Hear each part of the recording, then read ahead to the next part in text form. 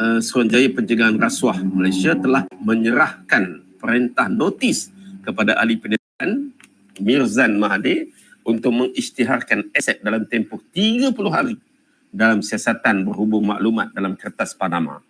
Dalam kenyataan hari ini, SPRM berkata notis itu diserahkan kepada Mirzan yang bukan anak bekas Perdana Menteri semalam ketika dia hadir di Ibu Pejabat Suruhanjaya Anti Rasuah berkenaan. SPRM mengesahkan telah memanggil ahli perniagaan Mirzan semalam ke Ibu Pejabatnya di Putrajaya untuk membantu siasatan yang sedang dijalankan. Okay. Dan Mirzan hadir ke mahkamah SPRM pada pukul 9.30 pagi semalam dan satu perintah notis telah beliau di bawah Seksyen 361 SPRM 2009 yang menghendaki beliau mengisytiharkan segala aset alih dan tidak alih aset di Turkistan, Kyrgyzstan, Tajikistan, Gostan. Kan?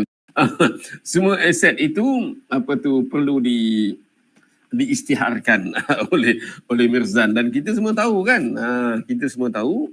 Yang tak tahu ataupun yang buat lupa ni PAS saja. Kan dia buat lupa yang anak-anak Mahathir ni semua kaya raya kan. Akhirnya dia nak berkawan dengan Mahathir. Dia mencium tangan Mahathir, dia mengangkat Mahathir sebagai advisor kepada state government, 4 state government kan. Dia lupa semua tentang kekayaan anak-anak Mahathir. Dan bila SPRM menyiasat Mirzan ini, sama juga saya kira bila SPRM siasat Mirzan, SPRM siasat Daim, mereka akan kata apa tuan-tuan? Apa agak-agak jawapan ataupun statement yang akan dibuat oleh puak-puak ni? Mereka akan kata inilah tindakan yang dibuat untuk balas dendam, kan? Untuk balas dendam. Akan ada orang cakap macam tu sebab mereka tidak melihat itu sebagai suatu perkara yang positif. Apa yang mereka nampak ialah apa? Orang ni kaya, ada orang dengki. Akan ada jawapan macam tu. Akan ada orang menyatakan bahawa ini sebagai character assassination, ini sebagai nak menjatuhkan image Tun Mahathir, ini nak menjatuhkan career perniagaan dan sebagainya. Akan ada orang kata akan ada orang kata cemburu dan dengki kan. Betul tu Ramis, ada bijak nanti harap orang Sapi bagi tahu PMX.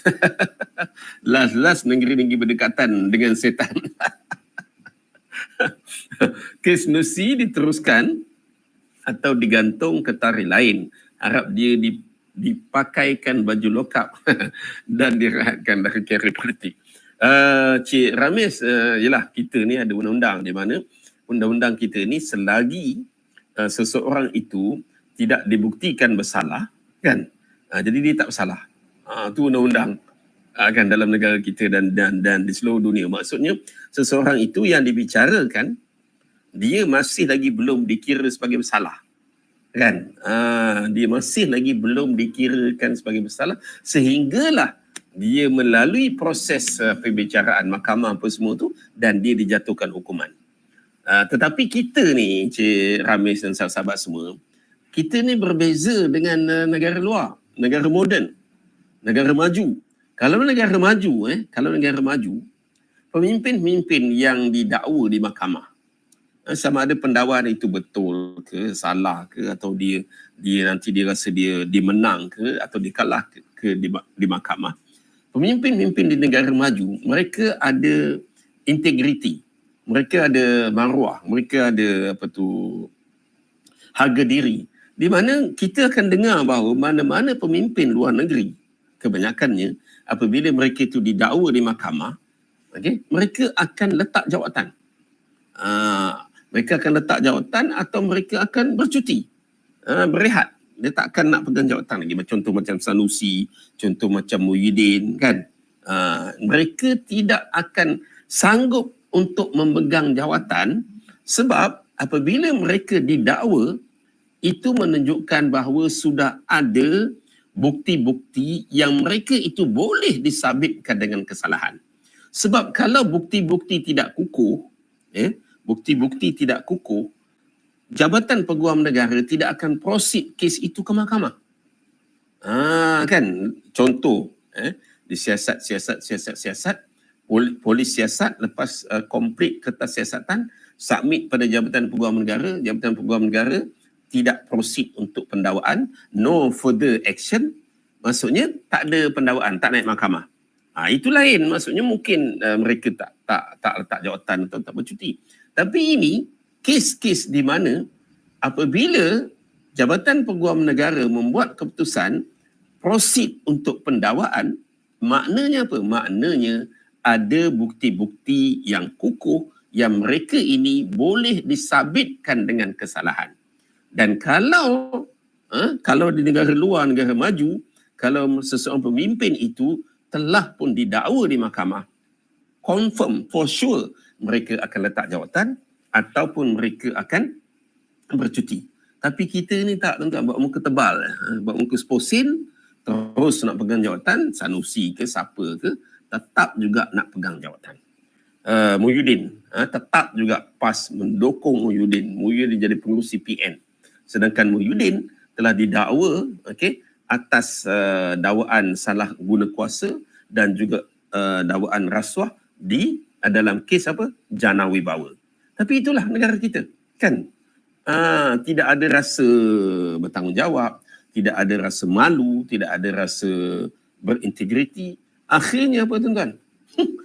Akhirnya pegang jadi menteri besar selagi apa tu orang tak tukar kan, pegang terus kan. Malu-malu pergi luar negeri. Lepas tu lengah-lengahkan bicara kan. Itulah apa yang ada di dalam negara kita ini.